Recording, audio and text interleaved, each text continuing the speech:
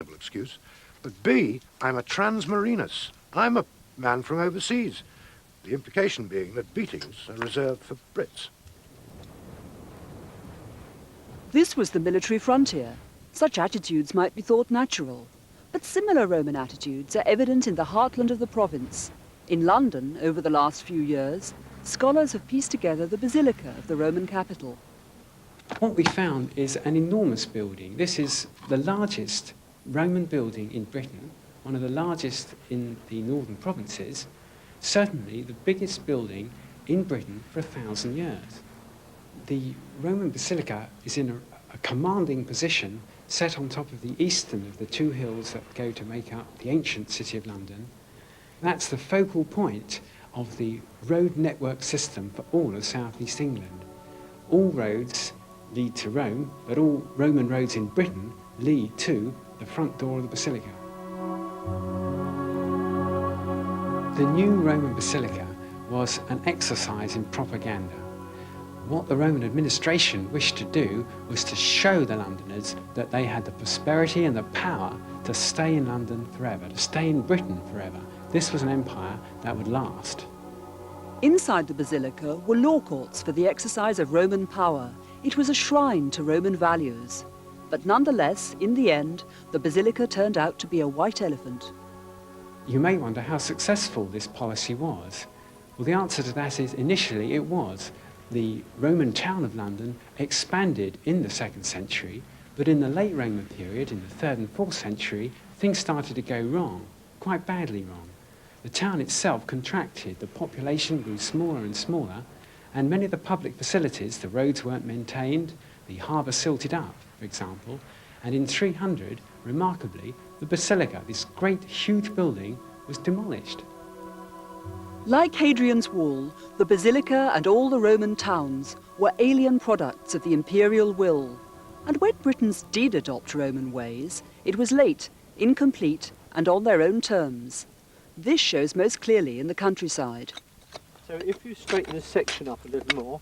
David Neal has excavated more than 100 acres at Stanwick in Northamptonshire, including a Roman villa and its farm buildings. The whole sequence goes back to before the Roman conquest. As we rise up, you'll see over in that distance the embryonic villa. Here you've got a circular house in the far distance replaced by a rectangular structure. This was the first step on the road to Romanisation. The square plan has replaced the Celtic roundhouse. Eventually, at Stanwick, this embryo grew into a spectacular country house, complete with mosaic floors, painted walls, and classical sculpture. But even while the villa was flourishing in all its opulence, most of the people went on living in traditional round huts. So who built the villa? One of the characteristics of the Roman system is that it enforces the disarming of the native aristocracy. So not only is that ability to enhance your power by military means taken away, but also the modes of display of power are removed because you weren't allowed to bear arms in public. The way that those aristocrats responded to that was to look for a new mode of displaying their superiority to other people. And in the same way as in modern society, people will fix on a particular consumer item to demonstrate their superiority to their neighbours, be it a Jaguar car or hi-fi or whatever. So in the Roman world, the same thing happens. And I think Roman material objects, dressing in togas, speaking in Latin, having a Romanized building, a villa, or putting up an inscription, become the object that people use to demonstrate to the rest of society that they're different and better. Like the party apparatchiks of Kazakhstan or Bulgaria with their Russian limousines, the Britons adopted Roman styles for their own local purposes. But by the time the villa at Stanwick was at its peak, the public imperial culture of the army and the cities was in decline. The basilica was in ruins, and back at Vindolanda, the army was on its last legs. You have a lovely picture of a civilization in reverse. The quality of the material is going down all the time. And so, quite clearly, is literacy. We get most of the graffiti on pottery, for example, which are normally just the name of the owner. It's found in the early periods. Later on, they can barely muster an X. I think towards the end, you've got a peasant militia up here. And after all, we've got the report from the mid-4th century of what the Danube frontier was like. Forts without gates, soldiers without uniforms, hadn't been paid for 10 years. I would think it's probably the same up here. With the army gone and the empire crumbling, the Britons no longer had access to their Roman status symbols. They reverted to type. Only 100 years after the collapse of the Roman Empire, even the purpose of Hadrian's Wall had been forgotten. A British monk called Gildas, writing in the 6th century, didn't know who had built it or when.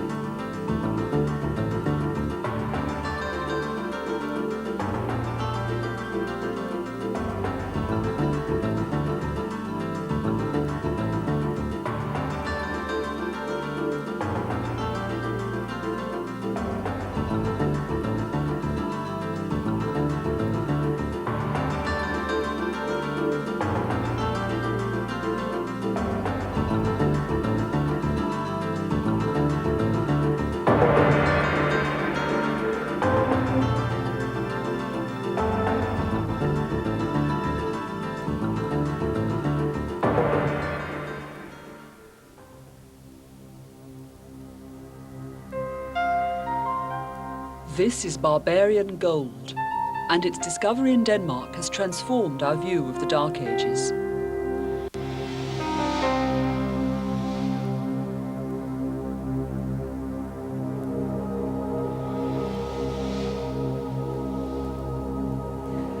Ever since the Romans left Britain, people have been arguing about what happened next.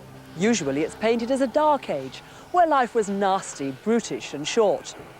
But recent discoveries here in Yorkshire and across the sea in Denmark are painting a much more exciting picture. This is West Heslington, the largest Anglo-Saxon dig in England. It dates from just after the Roman Empire, when people used to think invading Saxons from across the sea wiped out the native Britons. But here at Heslington, they seem to have settled down with them instead. And the best way to see this is by looking at the houses. Most of them are not so different from the ones the Britons used, but some are of a type that can only have come with people from across the North Sea. Oh, well, this is sort of, I suppose we might call a classic Anglo-Saxon house.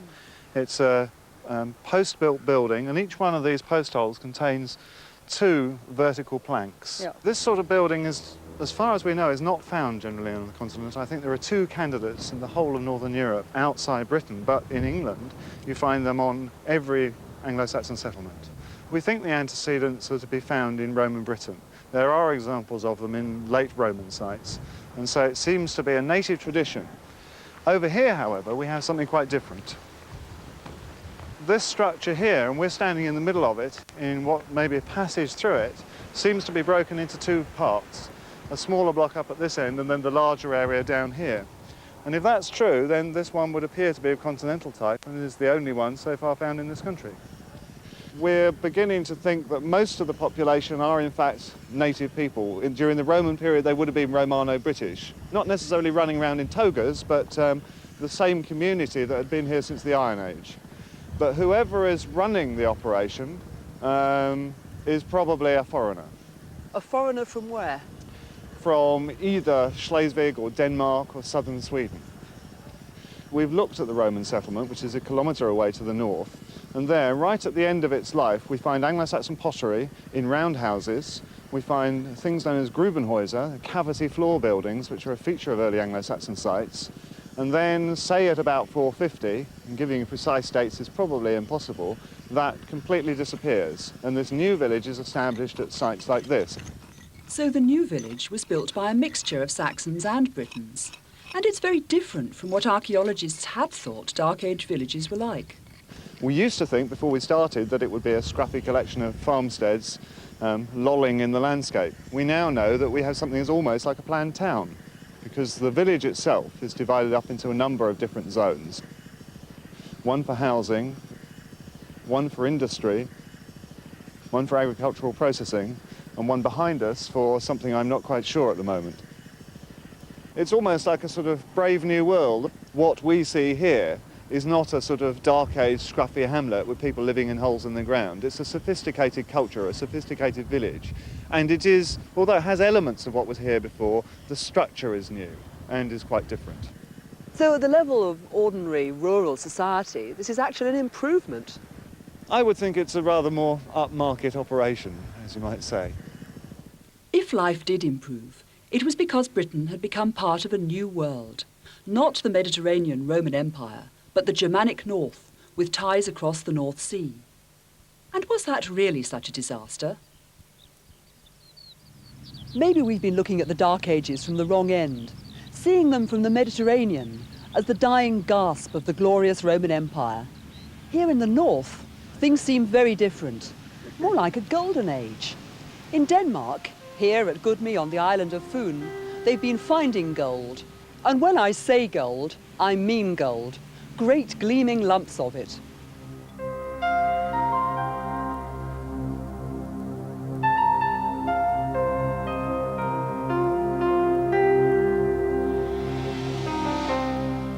This is the reality of the Dark Age in the north. Since 1982, more and more gold has been found at Gudme, which seems to have been a centre for the whole northern world. But how did the gold get there, and why?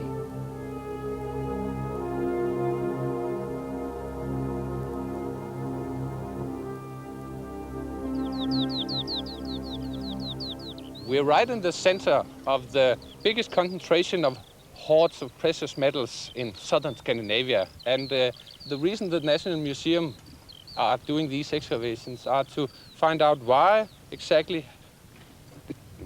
did they bury golds and silver and precious jewelry right here.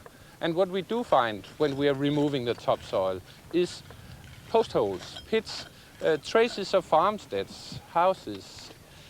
We don't really know how big the village of Gudme are, but on each hilltop in this area we find traces of 3-4 farmsteads on each, and that would give something between 30 and 50 farmsteads in this area, between 500 and 1,000 people.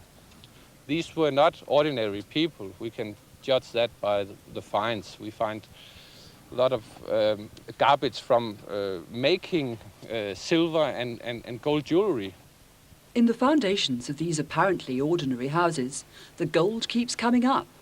But strangely, Peter Van Petersen hasn't found the home of the ruler of Gudme. There might be a palace lying around somewhere, but we haven't found it, and we don't know really where to look for it. But we will do test excavations on every site where precious metals were buried, and perhaps we are lucky one day to find something that is really outstanding. A palace, perhaps.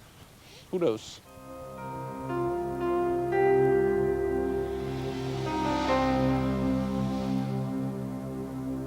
So how and why did all the gold come to Gudme? It came from the Roman Empire, and it must have got here by sea, of course, and whether it was as a tribute or whether they stole it or how they got hold of it is something I can't decide. But we know, of course, that the Romans paid huge amounts of money to keep their neighbors quiet and keep them from attacking the crumbling Roman Empire. What are they trading out in exchange? Well, that I would like to know.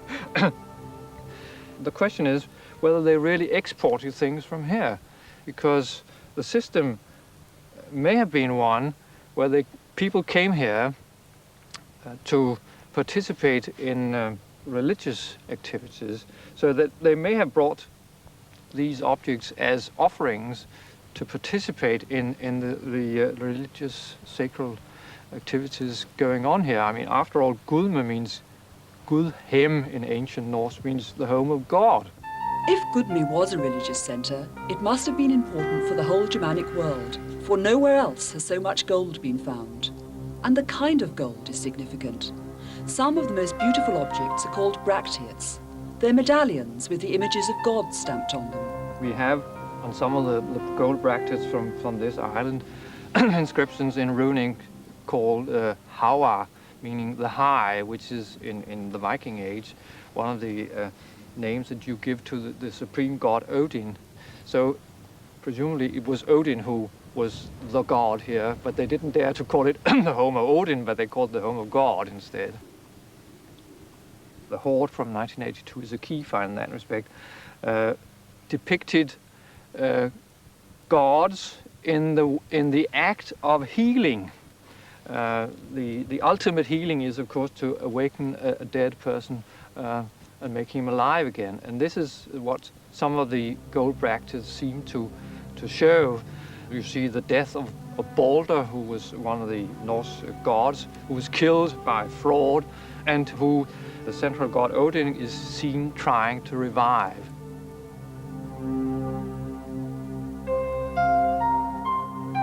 In England, as in Denmark, Odin, or Woden, was the chief god. He gave his name to Wednesday. And these pots from my own excavation in Norfolk confirm the connection. They're cremation urns, and their decoration exactly matches that on the bracteate from Gudme. The same triangles, the same horseshoes. Perhaps they're magic symbols of healing and rebirth. It's easy to imagine Anglo-Saxons sailing back across the sea to worship at Gudme. After all, the earliest English poem is set in Denmark. Of course, we have a famous English poem, Beowulf, which purports to be about Denmark. Do you think that a poem like that could have been set somewhere like Gudme? Oh, I think it would be a reasonable fitting for it, yes, because, you know, in Beowulf they mention these gold glittering swords. I can't remember the exact wording. And the things that we find here, pommels and scabbard mounts, well, they fit wonderfully with just that sort of image. So, well, I don't know if Beowulf wandered the fields here, but some of his contemporaries, I would certainly did. The evidence from Gudme and West Heslington shows that the world that followed the Romans was not a time of primitive decline, but a time of gold and epic heroes. Only if we look at it through classical eyes can we call it a dark age. If you look at what we find here, we can't call that a dark age. It's glimmering with gold and silver and beautiful objects. So in that way, it was quite the reverse. This was the golden age of the North, really.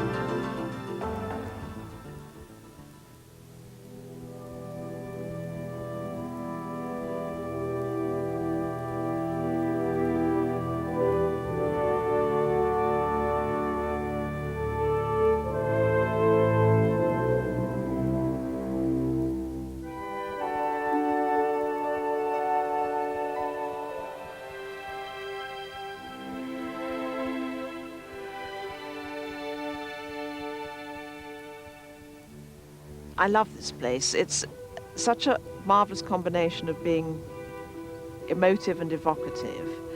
I mean, I see it also as a place which obviously has this huge layer upon layer of memory. There are these ramparts which have been excavated and shown to have layers of fortification and to have been reconstructed and reconstructed. But I also see it as a kind of permanent present as well. This absolutely quiet, unpeopled place. And yet, with these behind it, these shadows of many, many people and many, many different times, but all in a strange way coexisting. I suppose what it's doing is feeding the preoccupation that I have had a great deal in writing fiction about the operation of memory in every possible sense. I mean, what we do with our own memories, how we're constructed of these curious layers of memory, which are in a strange way not chronological, they're not linear.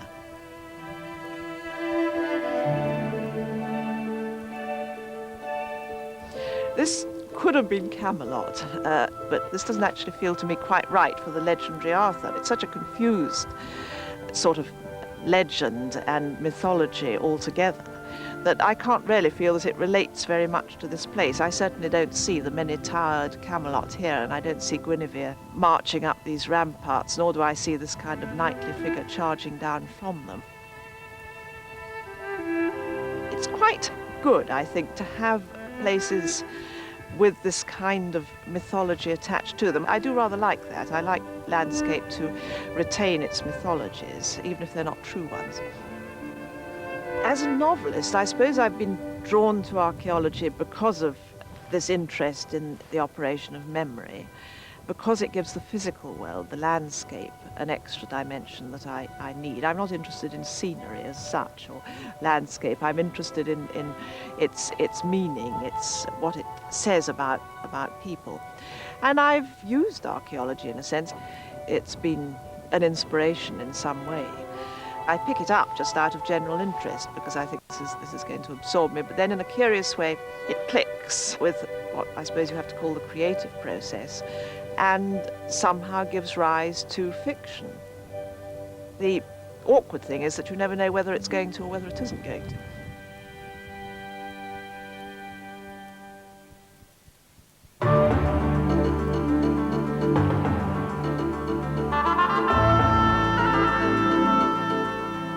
Coming up next on 4 Profiles of Nature follows the elusive white-tailed deer.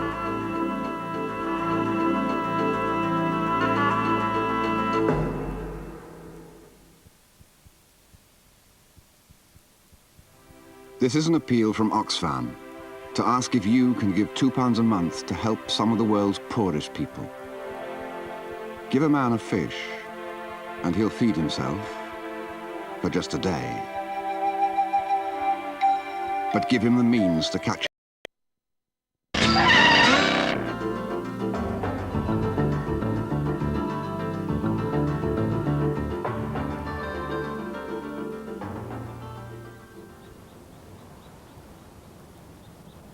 There are many aspects of people's lives, past and present, that are basic to all of us.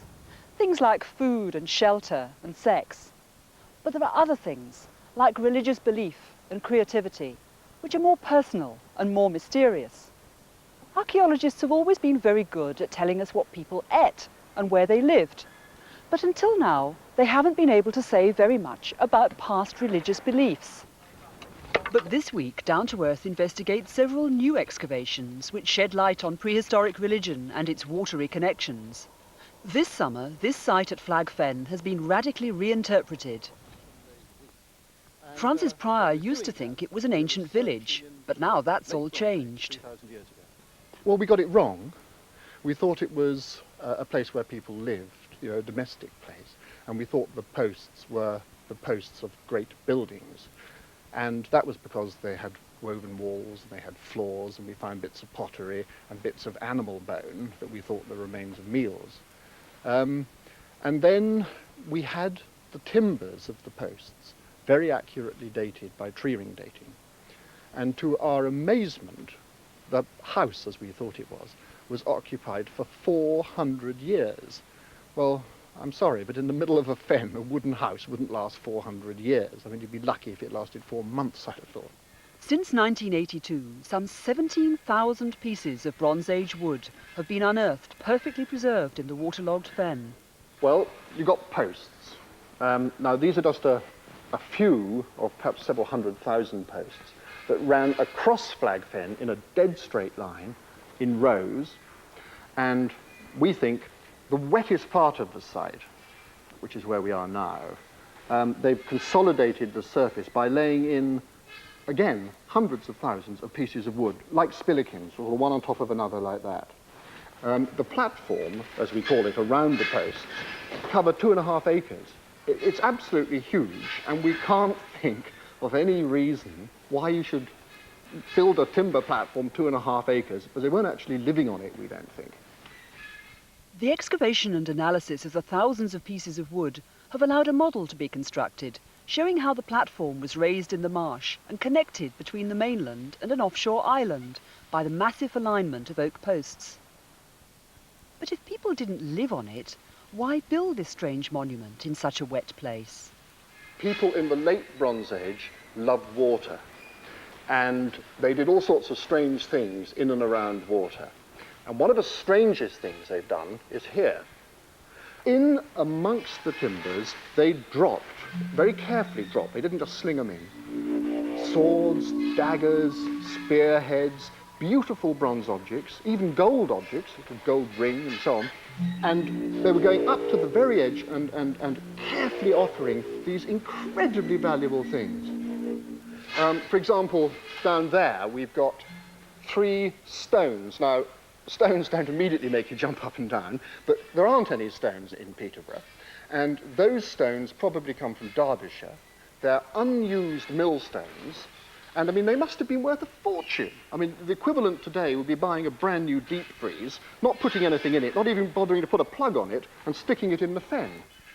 But what was so significant about water to these people? Evidence from other parts of the country shows that, as ever in Britain, the weather was to blame.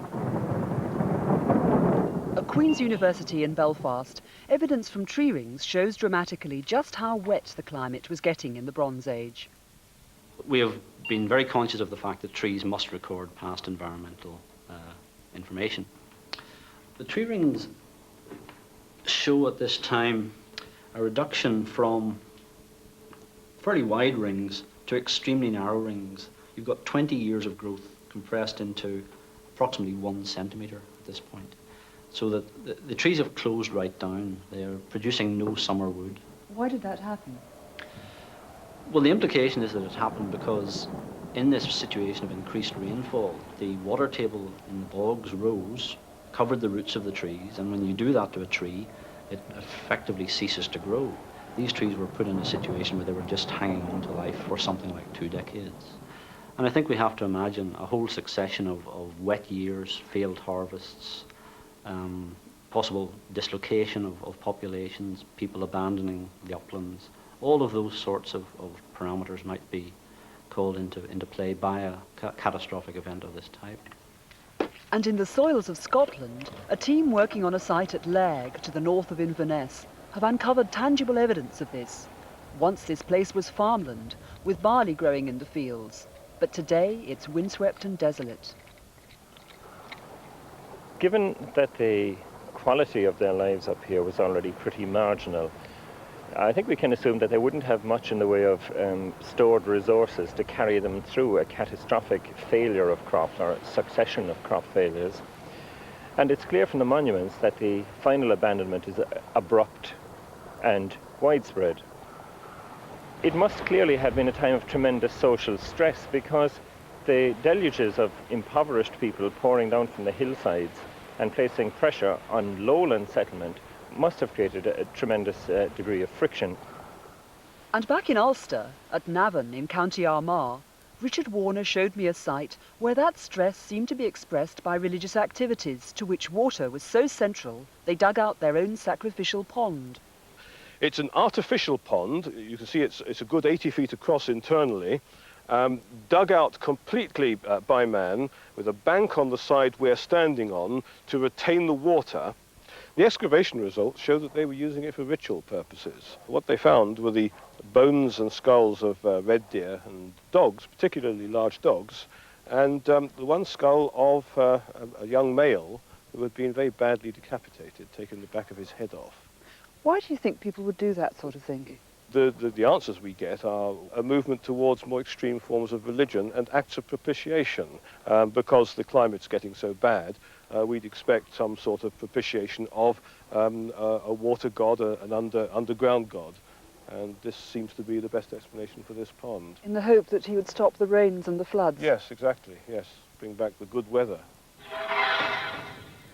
At Flag Fen, the weather was similar, and, like Navan, it seems the site itself was a response to this.